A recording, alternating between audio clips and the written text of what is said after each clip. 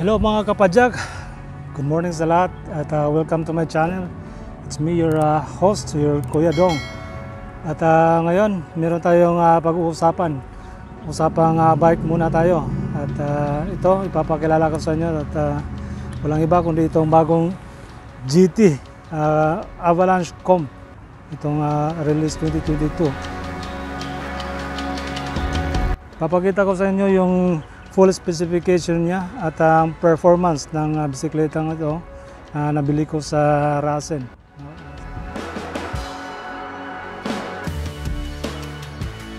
So, tsamba lang yung pagkabili ko dahil yung nagkaroon sila ng anniversary sale at jackpot dahil yung GT bikes ay handog anniversary nila at pasasalamat sa lahat ng mga customers nila at nagkaroon sila ng parang bagsak presyo ng kanilang mga products, yung mga mountain bikes.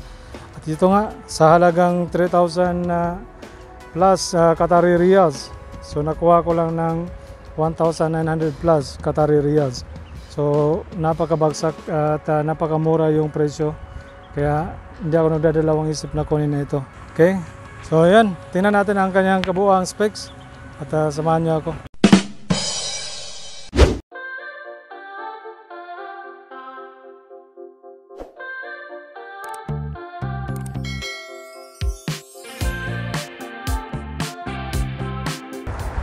So ayan guys, magsisimula tayo dito sa kanyang frame. So itong frame pala ay meron siyang mga options na available sa from small to medium at saka yung large at meron din XL.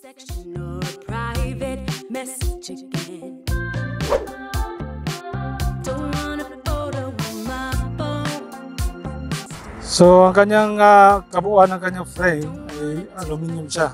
So meron siya ditong triangle with floating seat stays.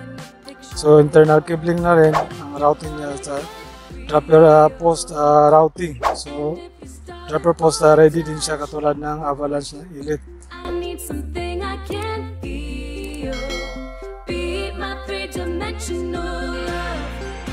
Ang kanyang fork naman, ito gawa sa SR Santor XCM. So hydraulic lockout na din at preload adjustable coil. Sa kanyang chain naman ay KMC X10 10 speed. At sa kanyang crank naman ay 32T Pro Wheel Charm. Sa kanyang bottom bracket naman ay meron siyang cartridge square taper na siya. At dito sa kanyang pedals ay ito GT Slimline flat pedal. Ang kanyang rail derailleur naman ay ito, Microshift RD na M620 5GN. So, Diore siya.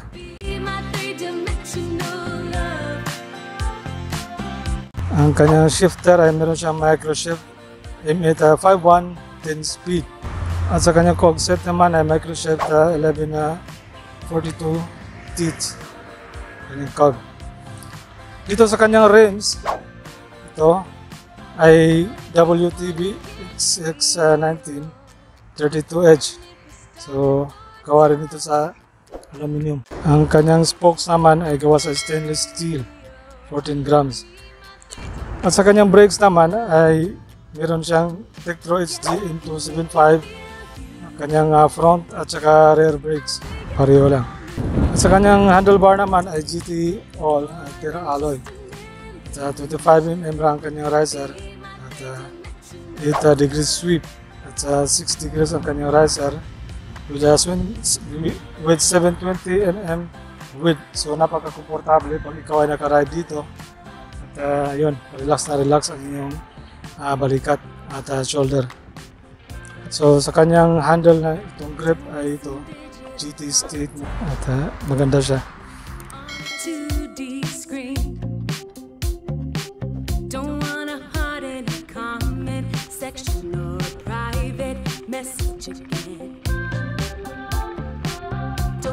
So sa kanyang grips naman, ang kanyang handle ay napaka-komportable din at maganda siya dahil napaka ganda ng kanyang rubber at sakto lang yung kanyang grip. At dito sa kanyang saddle, ito GT MTB, napakaganda rin ang pagkagawa ng kanyang upholster. At maganda rin yung design, komportable siya sa kanyang puwet. Ito with kanyang seat post na GT Altera Micro Adjustable Alloy Seat Belt.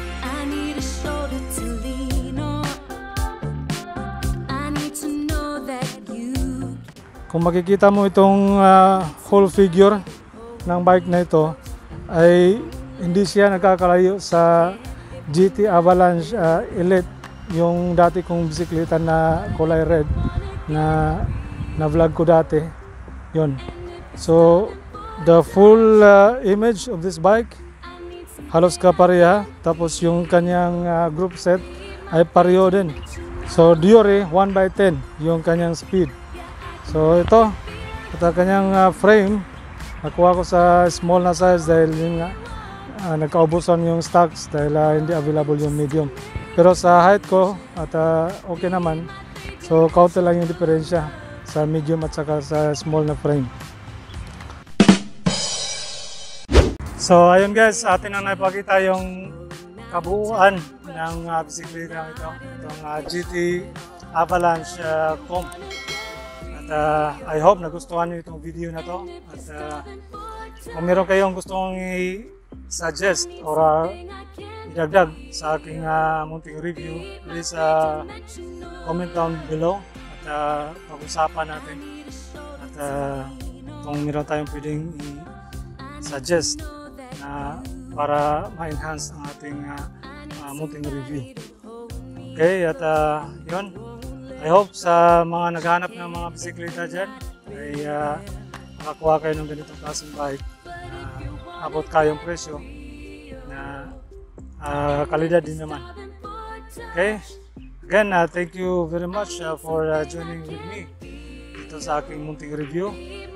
And it's me again, your Kuya Dong, your host. Thank you, and see you again to my next vlog. Bye-bye.